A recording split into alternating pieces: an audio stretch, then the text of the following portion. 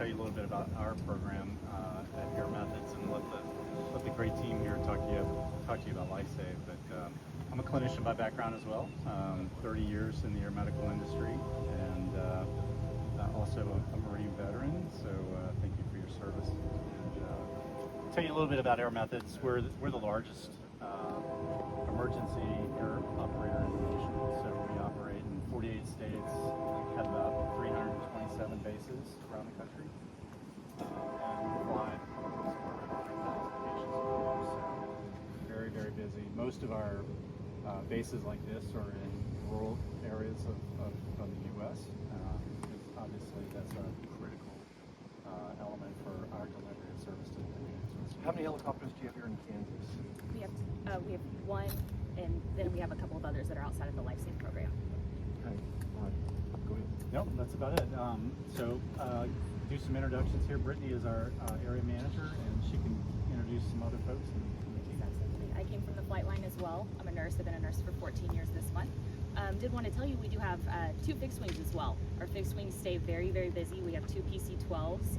We do a lot of transports. We do a lot of long distance transports with those. Where are they? We have Wichita, and then we have one out in Liberal, Kansas. Especially important just being rural. I was a travel nurse for a very long time, spent a lot of time in western Kansas, and the need is great. It's really, really difficult to get those patients moved. So they are constantly busy. They fly 24 hours a day a lot of the times, weather permitting. Right. We have an excellent crew here in Emporia though. We do trauma patients. We do a high-risk OB program with Wesley Medical Center in Wichita. We do a lot of pediatric patients, strokes, MIs, you name it, we take everything. So I also have Ms. Kelly Frieden here from Wesley Medical Center, and she'll tell you a little bit about our high-risk OB program. Sure. Hi, Kelly. Hi, Good I'm to see Kelly. you. Yeah, good to see you. My nice pleasure. to meet you. Yeah. I'm Kelly Frieden. I'm the leader of the high-risk OB maternal transport program out of Wesley in Wichita, and I was tasked with starting that program about 4 years ago. So May of 2021, we started our program. We partnered with LifeSave from the start, and it's been fantastic. Just saw a need in those rural communities for an increase in access to high-risk OB maternity care. So our team, and basically getting that treatment to them sooner. So our team partners with LifeSave, and we often use the fixed wing out of the LifeSave base in Wichita. And then just in November of this last year, we were able to partner with them also with this Emporia base. So now we use this rotor as well. You have still have your own helicopter? Not yet, but yes, we did. Okay. We did used to, and that's our goal to get back to. And I'm hoping within the next year we might be able to make that a reality, which would be really exciting. But right now we fly just depending on what their availability is. We fly with them and go pick up these patients. One of my highly trained high-risk OB nurses goes with them. We have 12 trained nurses, and they fly with the crew and go pick the patient up and bring him back to Wesley. And Do you have any idea why they stopped? Just financially, the helicopter was just too expensive for you all to keep going, or? you know what? I'm not sure. I believe they stopped that program in early 2000. And I don't know the details of why that stopped, but I do know starting this back up, we are going to partner with our NICU team as well. So it's going to be OB and neonatal. It's going to be the same. Our team was called LifeWatch back in the day, and that's what we're going to be branded with again, is kind of honoring that team that did that for so many years. So you don't have any helicopter serving out of Wichita that's going and picking up moms right now? Not right now. No, but this team will hop on their helicopter and they fly down and pick us up from Wichita, and then we'll go wherever we need to. And I will say, I mean, you can't speak for every hospital, but having an emergency area helicopter is very laborious, very expensive, especially with all the regulations, meaning on the aviation side, with FAA regulations. You have to be Part 135 carrier, so it does have, hospitals are all about healthcare and the aviation side. So that's where Air Methods is where we do a lot of partnering with a lot of the hospitals around areas that are saying that, hey, we need this to get these patients to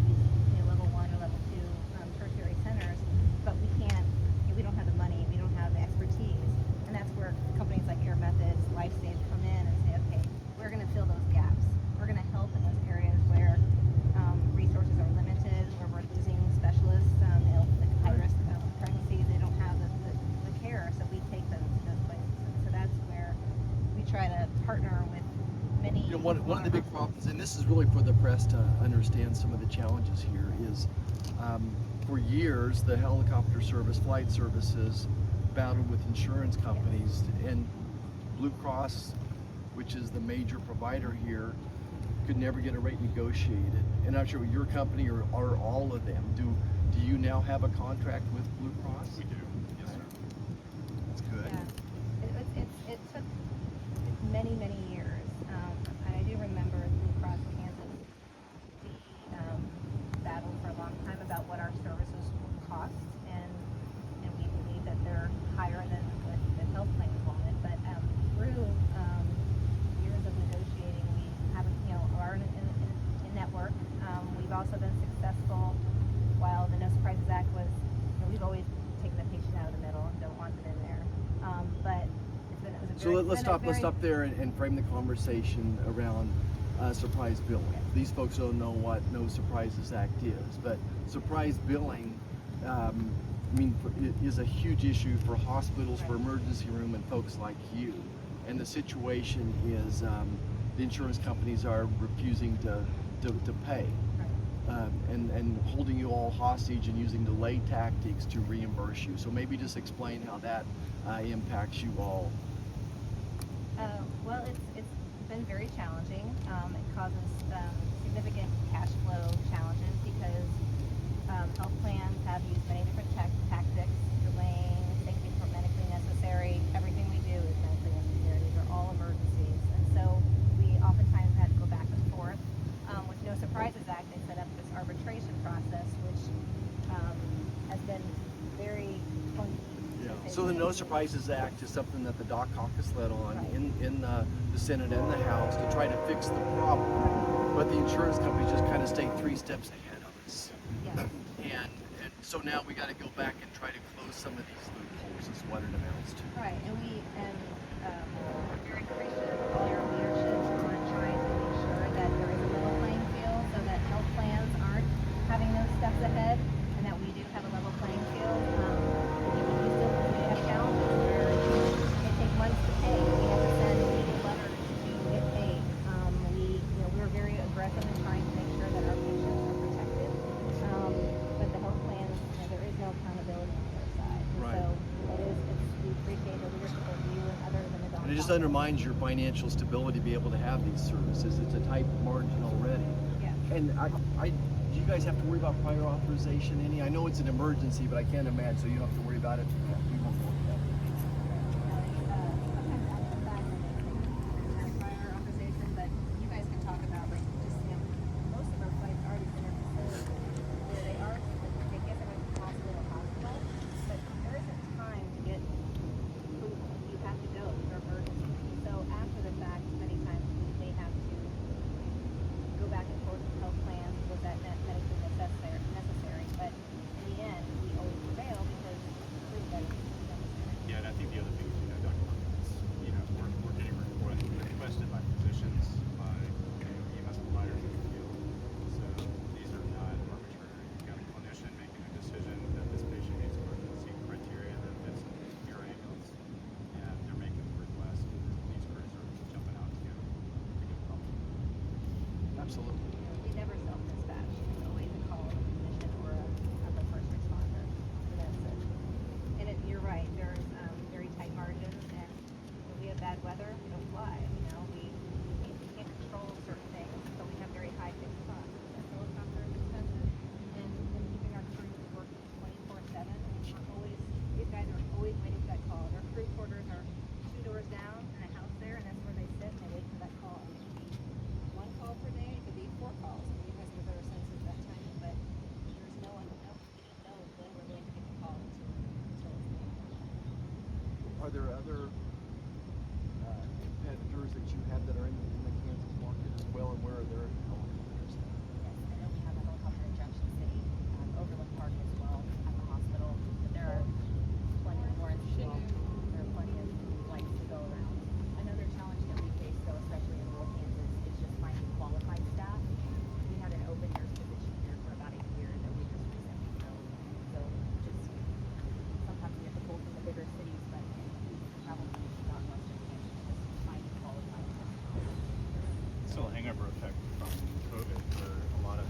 practitioner said, hey, I've got to get out. I can't do this anymore.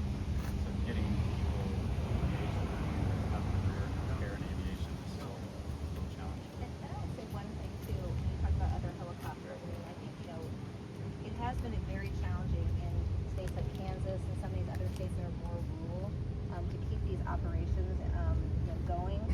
Right now, we're preserving that access, but there are these growing challenges because, as you said, we have growing costs for labor. We have the challenges, from No Surprises Act. I mean, we did, have to have our costs lowered from the health plans.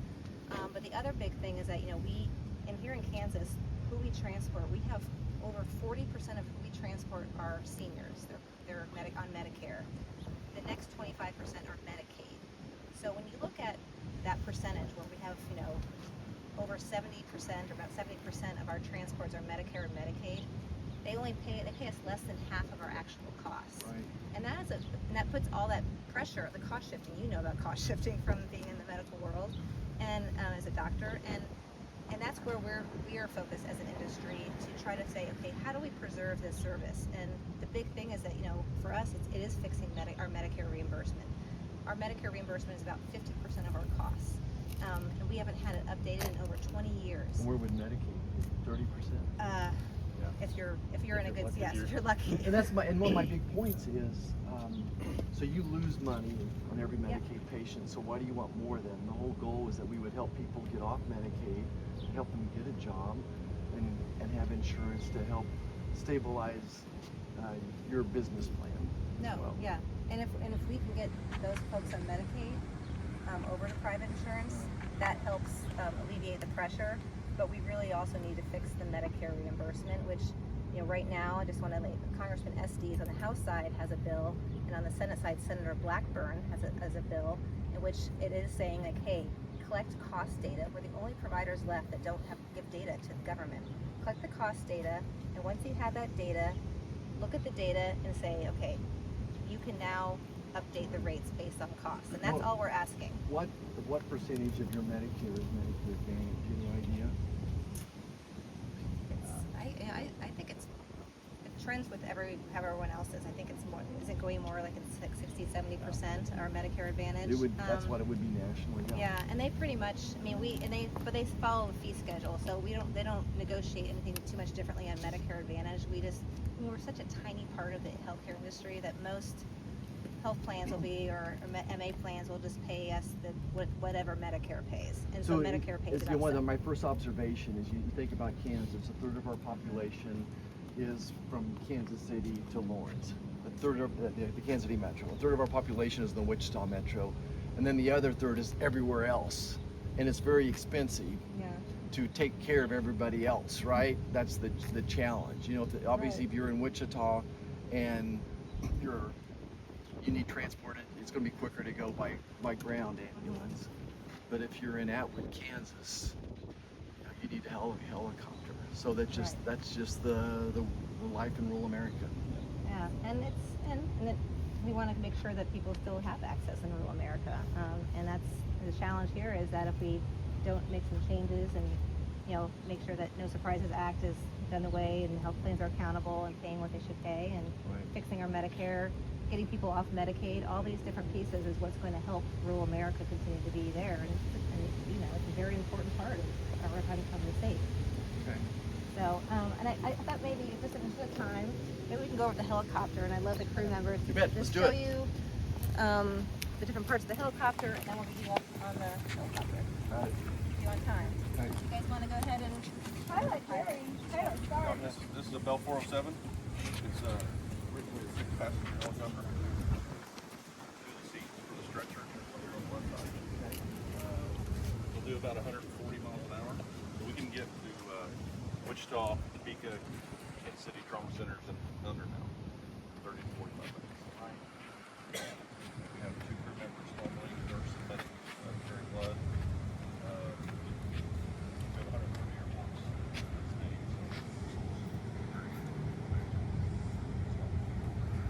Fly about 2 hours. We carry a little less fuel a day.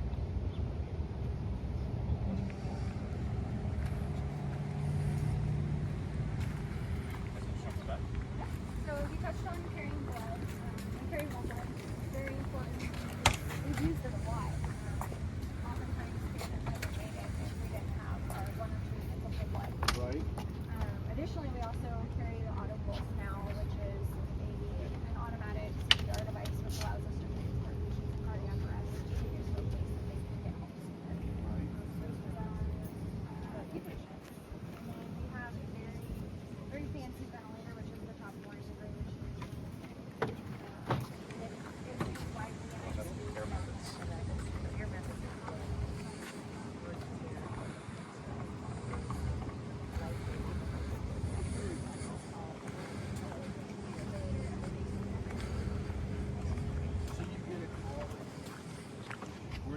I mean, you know